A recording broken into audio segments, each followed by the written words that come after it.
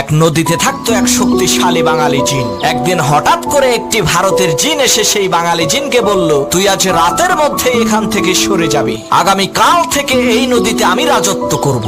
ভারতের জিনের এই ধমকি শুনে বাঙালি জিনটি একটি জেলের কাছে গিয়ে বলল, ভাই তুমি যে এই নদীতে মাছ ধরো, আজ পর্যন্ত আমি কি তোমাকে কোনো কষ্ট দিয়েছি? জেলে বলল, না তা তো দেন নাই। তখন সেই বাঙালি জিন বলল, তাহলে আজ রাতে তুমি আমাকে একটু সাহায্য করবা, আমি ভারতের এক জিনের সাথে লড়াই করব। তখন আমি তোমাকে ডাক দিয়ে বলবো, বড় ভাই আপনি আসেন। তুমি তখন বলবা, ওরে ধর আমি আসতেছি। জেলে বলল, ঠিক আছে। কথা অনুযায়ী রাতের বেলা বাঙালি জিন আর ভারতের জিনের মধ্যে তুমুল লড়াই শুরু হয়ে গেল। এমন সময় বাঙালি জিন বলল, বড় ভাই আপনি আসেন। তখন জেলে বলল, ওরে শক্ত করে চেপে ধর আমি আসতেছি। এই কথা শুনে ভারতের জিন বলল, সর্বনাশ, ছোট ভাইয়ের সাথে লড়াই করতেই আমার জান বের হয়ে যাচ্ছে, আর বড় ভাই আসলে তো আমার কেল্লা ফতে হয়ে যাবে। ওরে বাপুরে আমি গেলাম।